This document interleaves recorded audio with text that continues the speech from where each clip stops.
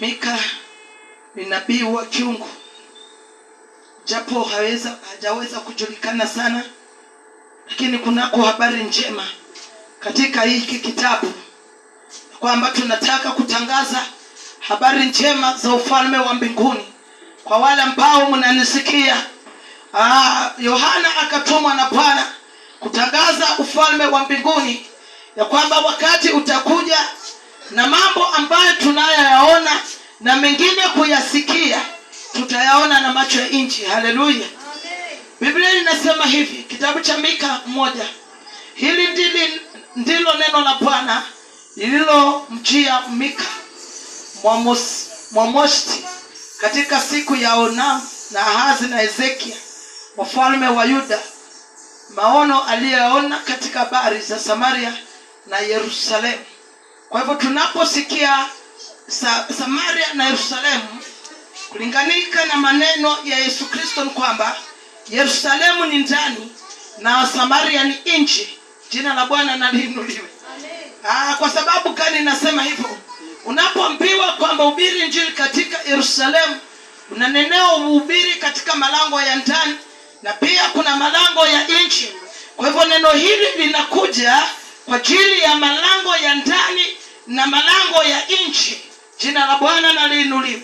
Kwa sababu ya wale ambao wako ndani ya hekalu hata na sasa na wale wako nje wanaopata sauti hii, ni kwamba kuna mambo makuu Bwana anataka kutuleteni ndani ya jioni leo. Anasema nini huyu Mungu? Tu anasema sikilizeni. Sikilizeni. Sikilizeni inamaanisha mtege masikio yenu ndani ya jioni leo, ya kwamba hata kama uko shambani, Bwana anataka umpatie masikio ukaweza kusikia neno lake. Maana hata imani ya kuokoka huja kupitia kwa kulisikia na kulisikia neno la Mungu. Ndani ya kusikia mtu anafunguliwa. Kwa hivyo naomba ndani ya jioni leo mtu wa Mungu afungue mtu masikio ya ndani na ya nje. Haleluya. Sikilizeni enyi watu wa kabila zote. Sikilizeni enyi watu wa kabila zote. Sitataka kujua ndani ya jioni leo wewe unatonishwa na kabila gani. Najua kuna kabila nyingi, si Wataita peke yake. Kuna kabila za Wakikuyu, Waganda, kila kabila. Bwana ndani ya jioni leo anataka kunena na roho ya mtu. Haneni na kabila, ananena na roho ya mtu. Haleluya. Jina la Bwana na lipewe sifa. Sikilizeni enyi watu wa kabila zote. Sikiliza dunia, ya kwamba baada ya Mungu kunena na watu walinaoketi juu ya dunia yote, watu wa makabila, ananena pia na dunia. Jina la Bwana na liinuliwe. Ujumbe unakuja kwako, unakuja kwangu, tena unakuja juu ya dunia ambayo tumeikalia. Wacha tusikie tuone Mungu ananena nini juu ya dunia ndani ya jioni leo. Akasema na vyote vilivyomo. Kwa hivyo Mungu anataka ndani ya jioni leo kila kilichoumbwa na mikono zake, kiwe ni kiumbe kilicho hai, ama ni kiumbe kinachotambaa, ama ni kiumbe ambacho kinaishi baharini, Bwana anasema hata na viumbe vikafunguliwe masikio, visikie ndani ya jioni leo. Kwa hivyo sisi peke yake tutasikia, hata kuku zako, hata wanyama wafunguke masikio na wakaweze kusikia ujumbe huu. Maana kuna wanyama ambao wanatumika katika ufalme wa giza. Bwana anasema sikilizeni watu wa kabila zote. Sikiliza dunia na hata viumbe vyote vikasikize huu ujumbe. Sijawahi hubiria viumbe. Leo siku yangu ya kwanza. Haleluya. Kumbe hata mapaka nyumbani, dogs na vinginevyo tunaweza vihubiria. Wakati mwingine shika paka umhubirie. Mwambie sitataka utumike kuniletea maroho ndani ya nyumba yangu. Kuna vitu vinatumika. Hata kuku zako ziambia kwamba hamtatumika kuniletea maroho ndani ya nyumba yangu. Uliwahi jiuliza kwa nini wakati mwingine hawa nyama hufa ovyo? Vandu wa Davida vidogora kukae na mfugo, kwa sababu siku ingine roho mauti ikitumwa huwa inapitia kwa hizi vitu. Kumbe ndio Mungu anataka visikie. Na kitu changu hakitakufa kwa sababu ya hayo maroho. Tunakataa kwa jina la Yesu. Leo hata viumbe ambavyo tumefuga vitasikia neno la Bwana. Wacha tupate ujumbe. Bwana anasema na vyote vilivyo. Bwana Mungu na ashuhudie juu yenu. Yeye Bwana kutoka hekalu lake takatifu. Kwa hivyo Bwana leo anaenda kupeana ushuhuda, kushuhudia kazi zake hata kwa viumbe vilivyo hai. Si kwa makabila peke yake, si kwa mataifa. Mungu anapoleta ushuhuda wake, maisha yako hayabaki jinsi alivyo, maana ushuhuda wa Mungu ni kukuleta jinsi alivyokuumba. Kuna mambo hatujaumbwa nayo, kuna hali hatujaumbwa nazo, bali zimetufuata katika maisha. Jioni ya leo Bwana anakuleta wewe mwenyewe. Haleluya. Ushuhuda wako mwenyewe. Alikumba ukiwa nani, na kwa nini haui ule mtu? Maana kuna watu wanaishi maisha ambayo si yao. Ndani ya jioni leo nataka Bwana atoe ushuhuda, wewe ni nani. Haleluya. Jina la Bwana na liinuliwe. Wacha tusikie ushuhuda wa Bwana. Kumbe na Mungu ana ushuhuda. Mungu ana ushuhuda ya kwamba kuna mtu hapa haishi maisha yake. Mungu ana ushuhuda ya kwamba afya ulionayo si yako. Mungu ana ushuhuda ya kwamba hata maisha ambayo unayakumbatia si yako. Mungu akupatie ushuhuda. Haleluya. Wacha tusikie ushuhuda Bwana. Akasema kwamba Bwana Mungu na ashuhudie juu yenu hivyo vyote ambavyo vimetajwa, dunia, mataifa na vyote vilivyo, wakapate ushuhuda wa Bwana Mungu mtakatifu.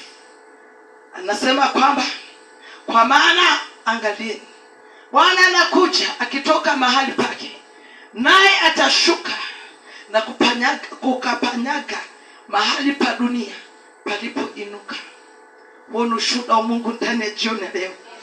Yaani ushuhuda wake ni kwamba anashuka kutoka mahali pake. Mahali pa Mungu ni wapi? Katika kiti cha enzi. Haleluya.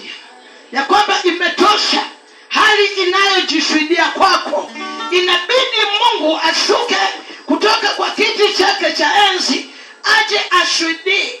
Anasema kwamba atasimama juu ya dunia mahali ambapo pameinuka. Mahali ambapo pameinuka kidavida ni muhondi. Bwana wamecha ukisela aigu ya muhondi.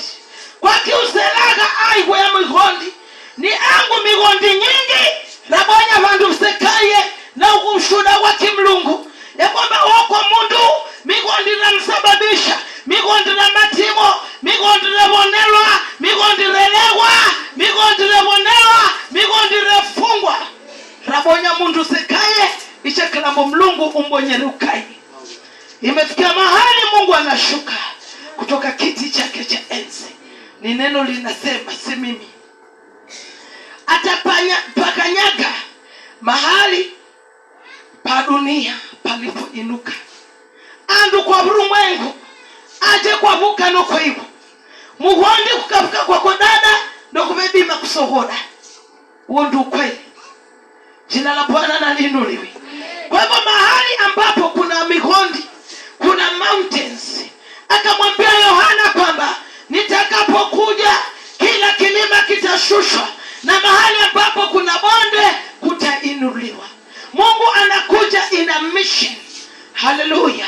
Kuna watu wamelia mpaka imechosha Mungu, ya kwamba imebidi ya kwamba hata kama kupitia kwa mtumishi wake hutapokea, itamgharimu Mungu kuja mwenyewe.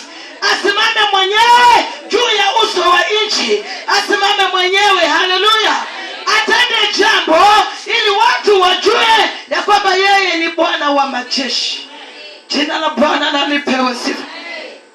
Kwa hivyo ushuhuda wa Bwana ni kwamba anapokuja na kutua juu ya mlima ambao unainuka kinyume chako, lazima hapo utapata ushuhuda. Hakuna siku mlima utashushwa alafu ushuhuda ukosekane, tayari mtu atasema hakika Mungu ni Mungu. Hakika Mungu anaweza, kwa sababu ya huo mlima kushuka. Jina la Bwana na lipewe sifa. Kwa hivyo ushuhuda wa jioni leo ni kwamba ili ushuhudie Mungu kuwa Mungu katika mambo ambayo yamekuwa kilima kwako, yeye mwenyewe anakuja kuyakanyaga, si kupitia kwa mtumishi. Hapa yeye anakuja yeye mwenyewe.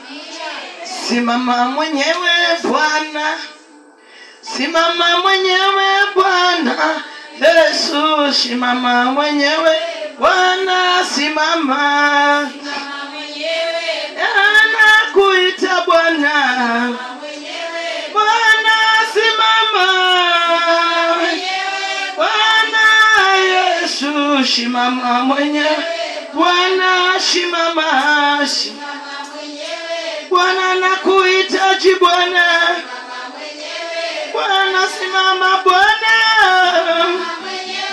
Bwana simama, simama mwenyewe, Bwana simama. Mungu anaposimama mwenyewe, roho zote za stagnation, roho za kuweka mtu mahali pamoja, hizo roho huwa zinashindwa. Maana huyu Mungu ndio mwanzo na mwisho.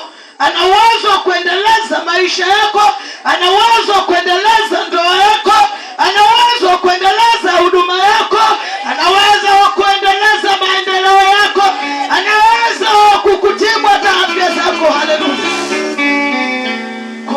Kuna kiwete ambaye alikaa katika si mlango, mtu amesema mlango si mlango, ilikuwa ni kisima ambacho kilichimbwa, ya kwamba kila saa malaika anakuja na anatibua maji, watu wanaingia, yeye anabaki pale, mpaka ikamgharimu Yesu kumtembelea yeye mwenyewe. Haleluya. Ya kwamba ule mlima ambao ulisimama mbele zake hapati mtu wa kumweka ndani ya kisima, ikawa ni mlima. Yesu akaamua naenda kupanda juu ya huu mlima, nikaukanyage na huyu Bwana kasongea. Milima ambayo inakuzuia kusongea, Bwana anashuka sasa na kuiondoa. Huyu Bwana alikuwa na milima, ya kwamba kitu cha kwanza hakuwa na kibali cha kupata mtu kumweka kwa kisima. Haleluya. Jina la Bwana na liinuliwe. Yesu akamwona akiwa katika mahali pamoja. Unapofungwa mahali pamoja, hiyo roho naita roho ya zero grazing, ya kwamba unazunguka mahali pamoja, hakuna kwenda mbele wala nyuma. Huyu Bwana aliwekwa mahali pamoja, watu walimweka mahali akawa ya kwamba hawezi songa hata ingie kwa kisima. Maji alipotibuliwa, wengine walikuja wakaingia, yeye akabaki. Mpaka Yesu alipoamua, natoka kutoka mahali pangu nikatembelee huyu Bwana. Siku ya leo Bwana anatafuta ushuhuda kwako, ya kwamba nataka ushuhudie kazi zake. Jina la Bwana na liinuliwe. Bwana anashuka mwenyewe. Natoa huo mfano huyo ndugu kwa sababu nantia moyo. Watu walimkataa, roho ya kukataliwa, akaonekana mduni, hakuna mtu kumweka kwa kisima. Malaika kitibua maji, wengine wanaingia wanapondwa, yeye anabaki pale. Lakini wakati Yesu ameshuka aje mwenyewe, kuna overspeeding anointing. Haleluya. Unaruka mbio mbio mpaka washangae. Haleluya. Ni nini kilitendeka hapo? Alipomwona Yesu, hiyo reference iko katika New Testament, lakini niko katika hali ya kusimama juu ya milima, sijatoka kwa ujumbe. Haleluya. Huo ni mfano wa Biblia nakupatia. Yesu alipofika, yule mtu akamwambia kwamba kitu cha kwanza alianza kumsimulia kuhusu mlima ambao umesimama mbele zake. Kuna watu kutana nao mlima wa kwanza, wanapoka shahidi school fees, lakini hakujua kwamba Yesu ni mambo yote ndani ya yote. Haleluya.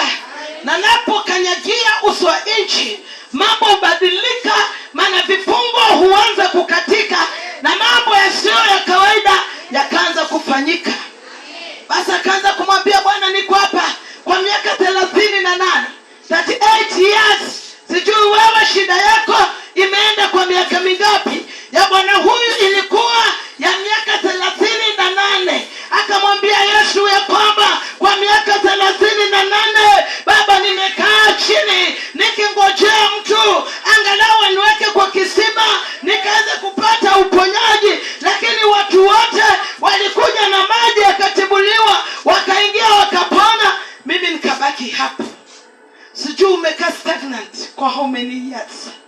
Jina la Bwana na liinuliwe. Alipoeleza story kuhusu mlima wake haukuwa ni ugonjwa. Mlima wake ulikuwa ni kwa sababu anakosa mtu wa kumweka wapi? Kwa kisima. Akaambiwa na Yesu, jitwike godoro lako na uende. Kumaanisha kwamba wakati Mungu anashuka akanyaga mahali kuna mlima wako, neno moja tu linaponya mtu. Sauti ya Mungu moja tu inafungua mtu. Bwana huyo alibeba godoro lake akaanza kutembea. Watu wakaanza kumuuliza, Yesu yule alikaa pale akakosa mtu wa kumweka kwa kisima, mtu wa kumweka kwa birika. Jina la Bwana liinuliwe. Birika la Belshaza ama Belshaza, kitu kama hicho. Jina la Bwana liinuliwe. Lakini ajabu, wale walikataa kumweka, walikutana naye njiani akiwa anatembea. Jina la Bwana nalipewe sifa. Ushuhuda wa kiungu ninaopata sasa ni kwamba Bwana anapojua juu ya mlima wako, hata wale waliokukataa watashuhudia kazi za Mungu juu yako. Jina la Bwana na liinuliwe. Wengi watauliza, je, ni yule ambaye tulimwona? Maana sisi Wataita tuko na tabia ya kuchekana, tuko na tabia ya kusengenyana, kuambiana mwabona kwa nganya seji kuko. Na leta ushuhuda wa Bwana ndani ya jioni leo, ya kwamba Mungu anabadilisha mambo katika sitara hii ya demo. Haleluya. Kuna mambo yanabadilika ndani ya jioni leo. Jina la Bwana na liinuliwe, ya kwamba Bwana ameshuka juu ya mahali ambapo pameinuka pa dunia. Bwana ameshuka mahali ambapo pameinuka, ni mahali ambapo waganga na washawi wanaassemble wakisema kwamba anga ya hii hapa haitafunguka, haitabarikiwa. Lakini wacha tusikie vile Bwana anasema. Bwana anasema, na hiyo milima itayeyuka chini yake. Hiyo amen haijatosha. Hiyo milima itayeyuka chini yake. Nataka nichukue mfano wa Ipila. Haleluya. Mungu anapotua juu ya kilima ni hali za sintofahamu. Milima ni hali za confusion. Milima ni hali ama changamoto zenye zinakuzuia kusonga. Milima ni kamba zenye zimefungwa kwa siri zinazozuia mtu kusonga. Lakini Bwana atakapotua juu ya kilima, haleluya, huo mlima unayeyuka kwa chini. Na inamaanisha ya kwamba lazima huo mlima uanguke. Maana kama unayeyuka kwa chini, sijui kama mnaelewa na maana ya kuyeyuka. Kakumba nylon modo insejibo nyabuja. Haleluya. Imagine hizo shida ulizo nazo sasa katika ulimwengu wa roho, Bwana anaziyeyusha katika jina la Bwana Yesu. Imani ya mtu ndio itamfanya apokee vitu vya mbinguni. Tunapokea kwa imani. Jina la Bwana na liinuliwe. Haleluya. Anasema kwamba kwa maana angalieni, Bwana anakuja akitoka mahali pake, naye anashuka na kupakanyaga mahali pa dunia palipoinuka, na hiyo milima itayeyuka chini yake, nayo mabonde yatapasuliwa kama vile nita ilivyo juu ya moto, kwa maji kama maji yaliyomwagika tena kuteremka kekeni. Uchawi na uganga ndani ya jioni leo, ndani ya milima ambayo unaabudiwa ama kuna madhabahu kama hayo, Bwana ndani ya jioni leo anaenda kusimama mahali ambapo mahali hapo kunaabudiwa miungu. Na anachosema ni nini? Kila maroho na kila miungu itaenda na kuyeyuka, nayo itakuwa kama maji, itamwagika chini kwa jina la Yesu. Jina la Bwana na liinuliwe.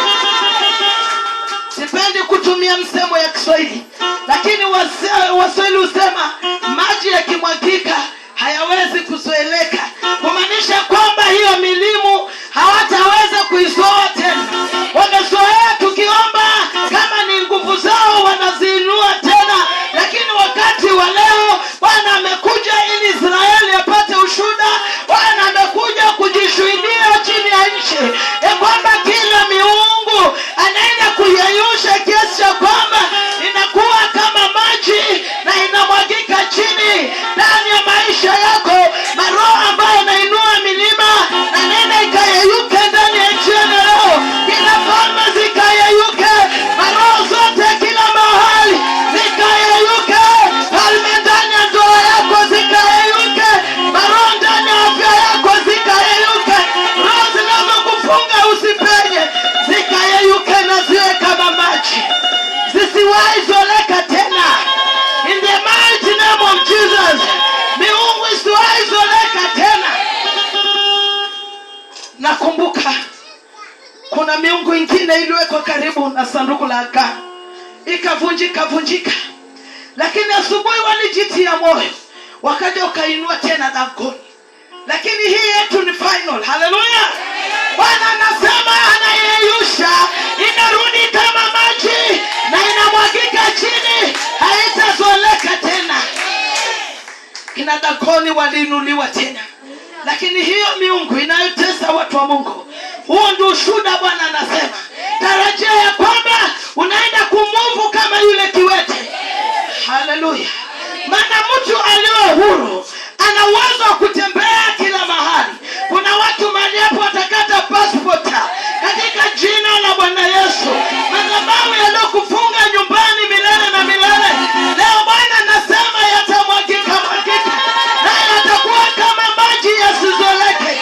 Kuna watu wako vitandani ndani ya jioni leo, wamefungwa mahali pamoja, na watabiria ya kwamba miungu iliyowafunga leo iyeyuke na irudi maji, isizoleke tena. In the mighty name of Jesus. Naona hapa Mungu amekasirika. Mungu amechoka na ile roho eti back to sender.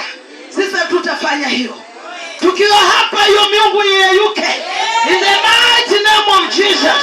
In the mighty name of Jesus. Watu wa Bwana wafunguliwe. Wale wagonjwa Misri wapone. Kila hali ziyeyuke sasa katika jina la Bwana Yesu. Madhabahu yaliyofunga watu wasongee, Baba wataanza kusongea katika jina la Bwana Yesu. Hili neno liko prophetic. Kuna siku Mungu amenena hapa, nikakasirika na mimi nikamwambia Mungu, haya madhabahu yamekaa hapa for too long. For more than 15 years Redeemed Gospel Church imekaa hapa. Nikakasirika na mimi, mwambia Mungu, we want to move. Na Bwana akatenda tendo. Kwa hivyo nakwambia kwamba unapotaka kusongea, mwambie Bwana, mimi niko tayari, ninataka kusongea. Hatutawekwa mahali pamoja, imetosha. Wakati umefika uwe na hatua. Mungu ajishuhudie ndani mwako kwa matendo yake yaliyo hai. Baba, naachilia matendo yako kwa ajili ya watoto wako walio mahali hapa. Matendo yako ya uweza wako yakaweze kudhihirika mahali hapa. Matendo yako ya nguvu zako yakadhihirike mahali hapa. Matendo yako ya nguvu zako yakadhihirike mahali hapa. Wenye wanakutesa Rabosai, Baba asimame juu ya huo mlima wa mateso, na ndani ya jioni leo huo mlima ukayeyuke katika jina la Bwana Yesu. Ukaweze kurudi maji, usiwaizoleke tena milele na milele, usizoleke tena milele na milele. Jioni leo watu wasisahau sanamu zao, maana tuliziangusha, wakaenda tena wakazinua, wakaongeza nguvu. Hata mahali hapo Tanzania na kwingine wanapoenda kuongezea nguvu, Baba naomba ukasimame mahali hapo. Hiyo miungu yote Jehova, nashika dunia yote, maana umesema dunia yote isikize, dunia yote isikize. Iwe ni Nigeria na wapi, mahali ambapo kuna maroho, Baba wa mbinguni umesema dunia yote isikize ya kwamba unainuka kutoka mahali pako,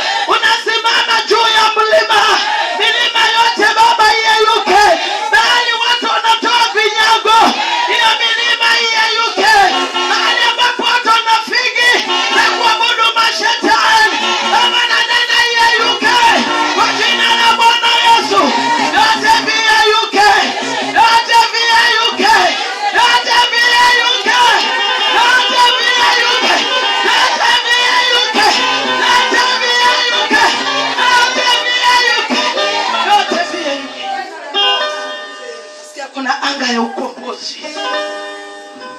Tunapoendelea, Bwana anakomboa watu mahali hapa. There is power in the mighty name of Jesus, ambao umeshika pembe zote za dunia, mahali ambapo miungu inaabudiwa, iwe ni angani, nchi kavu, hata na baharini. Baba, simama juu yake ndani ya jioni leo, maana umesema na viumbe vyote vikaweze na kusikia, hata viumbe ambavyo vinatumika ili kutesa watu wako, si ndege, si wanyama, si wadudu. Baba, yeyusha in the mighty name of Jesus. Thank you Jesus. Anza kuamini ya kwamba mapanya wenye wametumwa ndani ya nyumba yako kuleta ufukara, leo Baba anayeyusha in the mighty name of Jesus. Amini ya kwamba maroho yanainuliwa kunyakua baraka zako zinayeyuka, maana Mungu anasema hata na viumbe vilivyomo vikasikie habari hizi. Hallelujah. Thank you Lord. Bwana anasema katika mstari wa 5, kwa sababu ya kosa la Yakobo yametokea hayo yote, na kwa sababu ya makosa ya nyumba ya Israeli. Nini kama kosa ya Yakobo? Je, sio Samaria? Na nini mahali pa Yuda patakapoinuka? Sipo Yerusalemu? Mungu yuko na mpango wa kuinua Yerusalemu tena. Jina la Bwana na liinuliwe. Kenye Bwana anasema, futilia mbali kosa lako, mwambie Bwana nisamehe. Haleluya. Ya kwamba kuna vita vingine vinainuka kwa sababu sisi ambao tuko ndani ya nyumba ya Bwana hatujasimama kwa njia moja. Ndiposa Yoshua akaambia wana wa Israeli, amweni hivi leo ni nani mtakaye mtumikia. Ya kwamba maroho haya yanainuka na anapata nguvu kwa sababu wale ambao tumeitwanishwa na jina la Bwana tumesimama kwa miguu panda. Hatujaamua kusimama na huyu Mungu. Sijui kama unanielewa. Ya kwamba kusimama kwetu kwa miguu miwili huku na kule kumesababisha miungu inainuliwa na inakaa na nguvu. Kwa nini ujulizi wa Kristo wamebeba Mungu mkubwa, lakini wanateswa na magonjwa ya Misri? Wanateswa kwa sababu ya kosa lako lililo ndani mwako. Wakristo inafaa tutubu. Kama umeamua kumwinamia Mungu, mwinamia Mungu peke yake. Haleluya. Na kama unajichanganya, ole wako, utachanganywa pamoja na sanamu za Misri. Bwana amesema nihubirie Yakobo kosa lake. Yakobo ni mtu anayeitwa kwa jina la Bwana. Wapendwa, kama uko kanisani, acha njia nyingine, mwabudu Mungu ambaye amekuita. Roho ya mchanganyo Bwana anakataa ndani ya jioni leo. Yesu hataki mchanganyo. Michanganyo inafanya shetani awe na nguvu kutuliko. Wewe ambao unasikia hapo nje, unayesema Yesu ni Bwana, Yesu si sanamu, Yesu si koti, eti tunamvaa tukimfua. Haleluya. Nimeambiwa nihubirie Yerusalemu pamoja na Yakobo kosa lao ndani ya jioni leo. Ya kwamba maroho yametapakaa kila mahali kwa sababu sisi wa Kristo hatujatangaza msimamo. Kusa mwenzako, mwambie atangaze msimamo ndani ya jioni leo. Yoshua akaambia wana wa Israeli watangaze msimamo. Akawaambia, chagueni hivi leo ni nani mtakaye mtumikia. Kama mtatumikia mababu zenu, miungu ya babu zenu, ni sawa. Kama mtatumikia miungu ya Baali, ni sawa. Lakini mimi na nyumba yangu nitamtumikia Bwana. Michanganyo ya Yakobo imefanya watu wa ufalme ule mwingine wakapata nguvu. Shetani amepata nguvu mpaka madhabahuni. Watu ndani ya madhabahu wanakufa na magonjwa Misri. Si mapenzi ya Mungu. Katika kitabu cha Kumbukumbu amesema kwamba atatuondolea mbali magonjwa ya Misri. Kumbe kosa langu na lako, dhambi za sirini zimefanya Mungu aondoke mpaka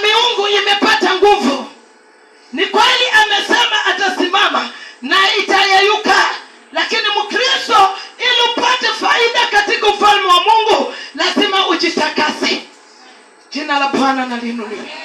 Mbinguni kunaenda watakatifu. Mbinguni hakusi kwa wachungaji wanasema kila wakati. Jina la Bwana na liinuliwe. Ikiwa hata umepewa cheo ndani ya nyumba ya Bwana na hutaki kujitakasa, bado mbingu si yako. Jina la Bwana na liinuliwe. Hata tukashona uniform, tuimbe kwaya tukiwa na uniform, wapendwa, uniform ya mbinguni ni utakatifu. Tunapokaa watakatifu, tunamzuia shetani kupenya katika jamii zetu. Lakini amepenya kwa sababu ya kosa la Yakobo. Lakini ainuliwe Mungu ndani ya jioni leo. Maana anasamehe mtu mahali hapa, anatakasa mtu ndani hapa. Jina la Bwana na liinuliwe. Kama kuna kitu kinachukiza mtu ama kinachukiza Mungu, ni dhambi za sirini. Ya kwamba najificha, mchungaji wangu hayuko karibu na mimi. Usiwahi ogopa mwanadamu. Mchungaji ni mwanadamu. Ogopa Mungu wako aliyekuumba, anayeona katika siri. Hata chini ya jua, chini ya bahari, Bwana anaona. Tumesahau kwamba macho ya Bwana ni makali mno. Jina la Bwana na liinuliwe. Kwa wakati mwingine tunamtaja shetani mahali ambapo hajahusika, kumbe ni kosa lako. Unasema ni shetani. Akiwa mahali anashangaa, abantu velventaji lakini ndivichi ndarobu. Jina la Bwana na liinuliwe. Bwana amesimama kupigana na hizo falme. Lakini nijitakase na wewe ukajitakase. Kujitakasa tuseme amen. Bali Bwana anasimama achome falme ndio amen. Bwana anasema tujitakase. Jina la Bwana na liinuliwe. Wacha usifae kujificha, wokovu kujificha. Mimi sitaji wa Kristo kujificha makanisani. Haleluya. Usijifiche. Sasa tunaomba Mungu anipatie upako wa kusupport watu. Mimi nimechoka, maana hiyo inafanya huduma inakaa stagnant. Haiendi mbele, hairudi. Watu wanataka kuingia, umekuwa kama Mafarisayo kwa mlango, unazuia wanaotaka kuingia na wanaotaka kutoka. Roho ya Mafarisayo lao na ing'onda na madhabahu haya katika jina la Bwana Yesu. Tunahitaji huduma iendelee, tunahitaji huduma ipenye, tunahitaji huduma inuke katika jina la Bwana Yesu. Tuone matendo ya Mungu. Tunaposema Mungu anatenda, watu watamani kuja mahali hapa waone ukuu wa Bwana. Lakini kuna wengine wanatamani, wanasema kama aje dada nuenda, aje senda. Tujichunguze wapendwa. Yesu yuko mlangoni. Kuja kwa Bwana Yesu hakuko mbali wapendwa. Kufumba na kufumbua, Yesu atarudi. Jina la Bwana na liinuliwe. Hatuko mahali hapa kucheza. Tuko mahali hapa tukaweze kurithi ufalme ambao kuna mtu aliweza kumwagika damu, uhai wake ukatolewa ili wewe ukaweze kuishi na kupata huu ufalme. Jina la Bwana na liinuliwe. Kwa hivyo tunakemea kosa la Yakobo. 6 anasema, kwa ajili ya hayo nitafanya Samaria kuwa kama chungu katika shamba na kama miche ya shamba la mzabibu.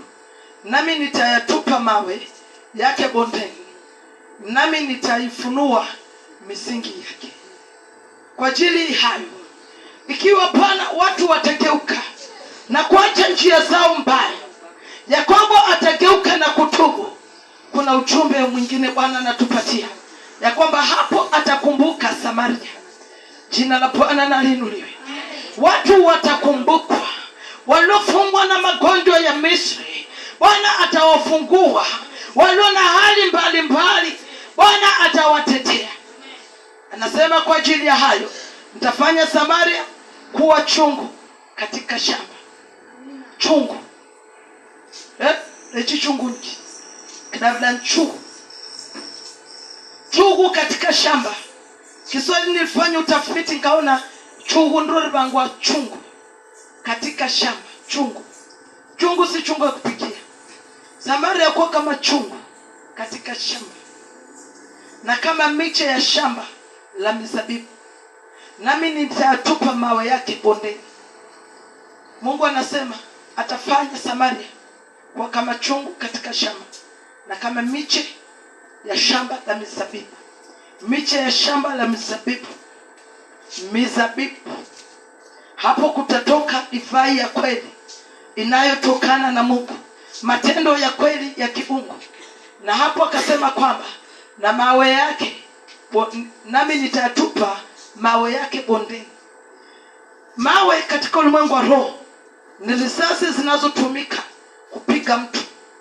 Roho ya vita, unaposikia mavu, Bwana anasema kwamba atayatupa bondeni, kumaanisha kwamba vita unapopigwa Bwana atavitupilia mbali. In the mighty name of Jesus. Jina la Bwana na liinuliwe. Wengi wako katika anga ya vita, lakini ujumbe huu na ukufikie. Mawe yote yanayoinuliwa kinyume chako Bwana atayatupa bondeni. Haleluya. Mungu mwenyewe atayatupa bondeni. Na akasema kwamba nami nitafunua misingi yake. Ushuhuda wa Bwana unatokana na Mungu kufunua misingi yako. Hiyo ni misingi aina gani? Misingi ya mwanadamu huanzia siku ambayo ameanza kuumbwa ndani ya tumbo la mama yake. Labda misingi yako ilikuwa ni uzao wa utajiri, na ulipozaliwa, ulipotoka kwa mikono za mwanadamu, uliposhikwa na mikono za mwanadamu. Maana watu wengi hapo ndio waliharibiwa maisha.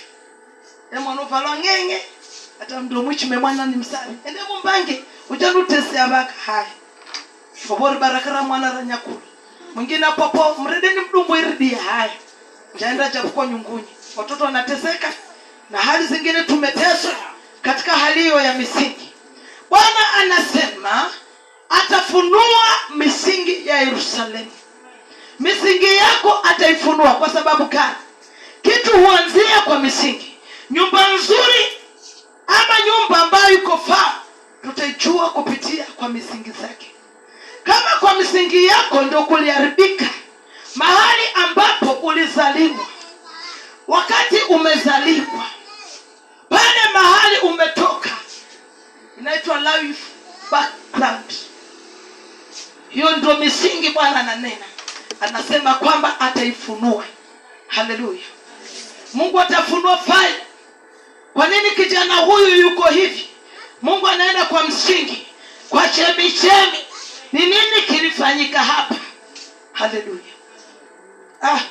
Naona hapo watu wakipata ushuhuda wa Mungu. Maana Mungu atakufanya kile kitu ambacho alikusudia uwe. Si kile kitu ambacho waganga na wachawi wamekufanya, ama hata wengine ni wazazi wao.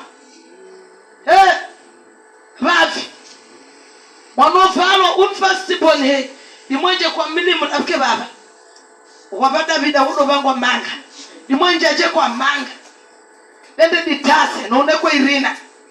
Mwisho wa siku mtoto alikuwa ni daktari, anaanza kuokota makaratasi akifika age fulani. Bwana anafinua hizo misingi. Jina la Bwana na liinuliwe. Na Bwana anapozifunua lazima anaanza misingi mingine ambayo ndio anasema ushuhuda wake. Ushuhuda Mungu anashuhudia. Misingi yako unawekewa misingi ambayo inaleta utukufu wa Bwana. Jina la Bwana na liinuliwe. Hili ni ombi tutaomba, tutakuja lifungia. Katika misingi yote yenye tumeinuliwa kwalo, Bwana akaweze kuifunua. Hata ikiwezekana aiondoe.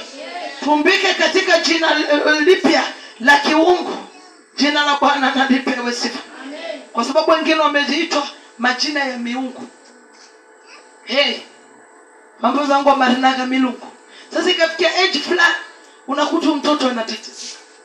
Lakini ainuliwe Mungu, maana anashuka mwenyewe kushughulikia watu kama hao. Jina la Bwana na lipewe sifa. Wacha nimalize kwa haraka, nimebaki fungu moja. Akasema verse 7, na sanamu zake zote za kuchonga zitapondopondwa. Jina la Bwana na liinuliwe. Amen. Kwa nini Mungu anaongea kuhusu sanamu za kuchongwa?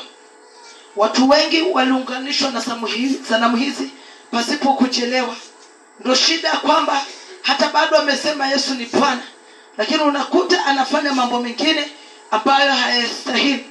Lakini Bwana anapoingia katika hizo misingi, anasema na kila sanamu zitapondwapondo. Kuna watu wanafuatwa na maroho za wafu, kumaanisha kwamba hawa maroho za wafu haziishi, kwa sababu ukweli ni kwamba hakuna ushirikiano kati ya walio hai na waliokufa. Lakini unakuta kwamba kuna majina fulani yalitanishwa na hawa watu kwa sababu fulani. So unakuta kwamba misingi ya yule mtu inaharibika. Na kuna mahali tumeulizwa swali katika Zaburi ya kwamba je, misingi ikiharibika mwenye haki afanye nini? Hapa Bwana anapoharibu misingi, kwa mwenye haki itakuwa ni afueni, maana mwenye haki atasonga na atapona. Akasema na sanamu zake zote za kuchonga zitapondwapondo, na ijara zake zote zitateketezwa kwa moto. Sanamu tunaelewa, hata kupondwapondo tunaelewa. Kuna kitu nataka kuongea. Ijara zake zote zitateketezwa kwa moto. Ijara inayotokana na kitendo cha kuajiriwa. Kuna watu wameajiriwa katika ufalme wa giza. Hata kuna watu jinsi tulivyo bado tuko kanisani, na unasikia bado mtu anabeba usiku, ameajiriwa kwa ufalme mwingine kwenda kufanya kazi nyingine. Lakini ainuliwe Mungu, kwa sababu kusimama kwake katika mlima si bure. Maana anasema kwamba na sanamu zake zote za kuchongwa zitapondwapondwa, na ijara zake zote zitateketezwa kwa moto. Kwa hivyo kila kazi za shetani zinaenda kuteketezwa kwa moto. Na ujumbe huu unaanzia katika nyumba ya Bwana. Haleluya. Auko basa vivengi vichazi kufise, lakini kwangu hapa thubutu. Hapo thubutu. Nyumba nyingi za Mungu zimeficha wachawi. Na ndio maana unakuta kwamba mtu wako oro ili ndio kuona nikia, kumbe anaenda kanisani akijifanya, kumbe anawania mwenzake. Kesho aneka mbao kansa. Hiyo roho lazima tuikomesha kwa jina la Yesu. Nataka kugeuza anga. Mtu yote anayepanga kupea mwenzake kansa, yeye mwenyewe aikunywe hiyo sumu mwenyewe. In the mighty name of Jesus. Hatutakufa kwa magonjwa ya Misri. Mungu peke yake ndio ana uwezo wa kutoa roho yako, si mwanadamu. Hiyo roho ya mateso kwanza sehemu za Josa, Baba ninaing'oa katika jina la Bwana Yesu. Sehemu za Josa, Baba nang'oa hiyo roho ya kutesa. Hiyo ijara ya kimapepo, watu walioajiriwa kwa ufalme wa giza kutesa wengine na hata wako makanisani, Baba ninang'oa kwa jina la Bwana Yesu. Baba watupe nje na wakajulikane kwa siri zao zote na wakajulikane. Sasa sitakubali mtu anywe sumu. Naomba Mungu anifungue macho. Jina la Bwana na liinuliwe. Na wanaowekea wenzao sumu, ni ushuhuda wa Mungu unakuja kwao ndani ya jioni leo. Bwana amesimama kwa mlima wa kansa. Hatutakufa kwa makansa kwa jina la Yesu. Kwa mlima wa kwanza mahali pale Josa, Baba wa mbinguni, ninakusimama Bwana, ukaweze kuyeyusha katika jina la Bwana Yesu. Kila mahali Bwana yeyusha, ndani ya dunia yote yeyusha katika ijara za mapepo. Usiwahi kubali kwa chombo cha shetani. Mungu alikumba ili umtumikie. Ijara za shetani, kazi za shetani, viko vandu viko ndani ya nyumba Mungu na vile kwa kazi shetani. Omuntu uchatima mtumishi kwangu, jaribu. Jaribu. Jina la Bwana na liinuliwe. Labda nikusamehe, lakini kama sijakusamehe utatoka hapa tukupeleke mahali fulani. Pale unajua kwa milele na milele. Tena tufanye ibada. Sasa nimechoka na roho za wanadamu kutesa wengine tukijifanya tumeokoka. Tutoke hapo. Kosa la Yakobo linafanya Mungu wa kweli asionekane. Jina la Bwana na liinuliwe. Sijui kwa nini Mungu ananena kwa uzito. Mungu anataka matendo yake yaonekane. Watu wapone, hata wazimu wapone. Hata wale watu ambao hawapati watoto wapate watoto. Hata wale ambao wako wagonjwa mapresha na sukari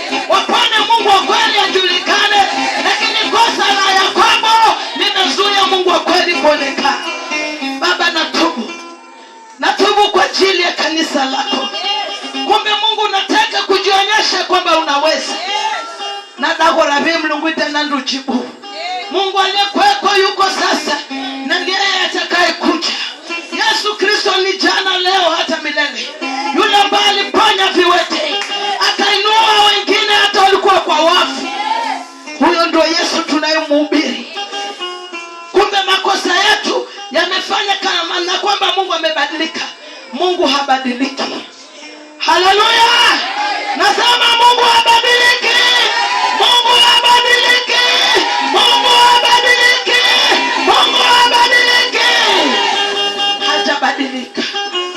Anainua hata wafu siku ya leo. Jina la Bwana na liinuliwe. Ila kosa la Yakobo limefanya sina sanamu zikapata nguvu.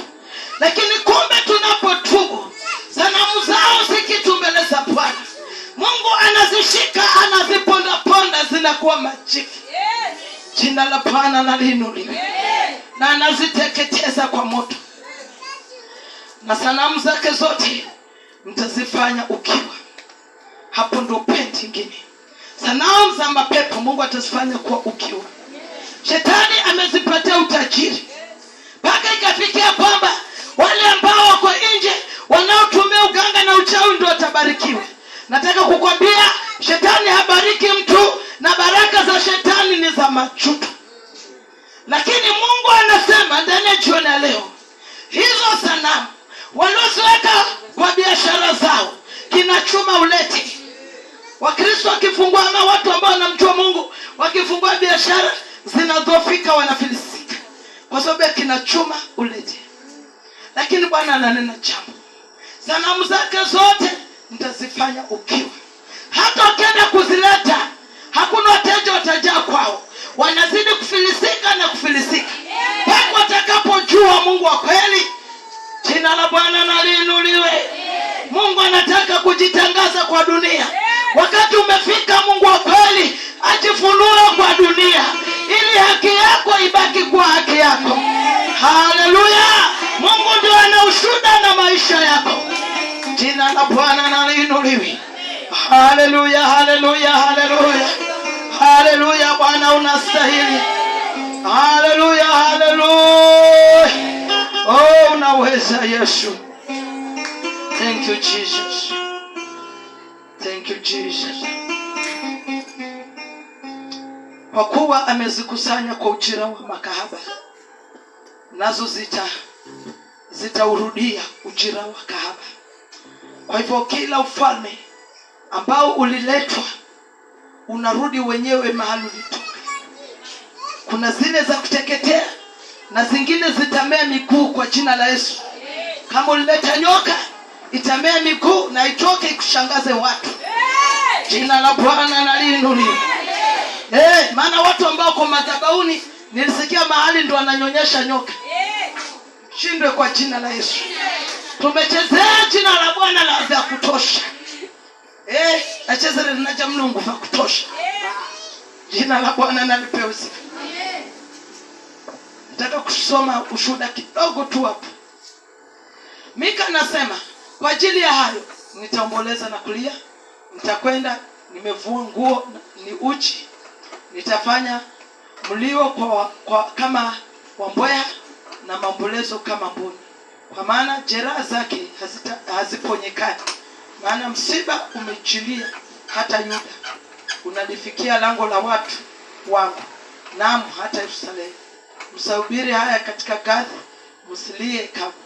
Katika Beri Afra ugaigai mavumbini. Piteni wendi ukaishafri, hali uchi na aibu. Hivyo akai sana, haitatokea nje. Kwa hivyo Mika kwa ajili ya hayo yenye Bwana atatenda, akasema mimi nitaomboleza. Haleluya. Nitatoa nguo hata niwe uchi, niombeleze kwa sababu ya hayo Mungu ambayo anaenda kutenda. Kwa hivyo la msingi kweli ni kwamba Bwana anahitaji utakatifu katika kanisa lake. Jina la Bwana na liinuliwe. Mungu amekunda bweli. Biblia ikagora katika Waebrania 12. Kuna kifungu kinachosema kwamba Mungu anataka kwamba tutafute kuwa na amani na kila mtu. Na bweli ambapo bila uho bweli ndebe ima kabona Mungu. lola kukana sere na kila mtu. Vita achia Mungu, yeye mwenyewe anasema atasimama na apigane. Jina la Bwana na lipewe sifa. Tusimame kwa miguu yetu. Tujishike. Asante Bwana Yesu. Asante Yesu. Na kuabudu Bwana kuna kama wewe.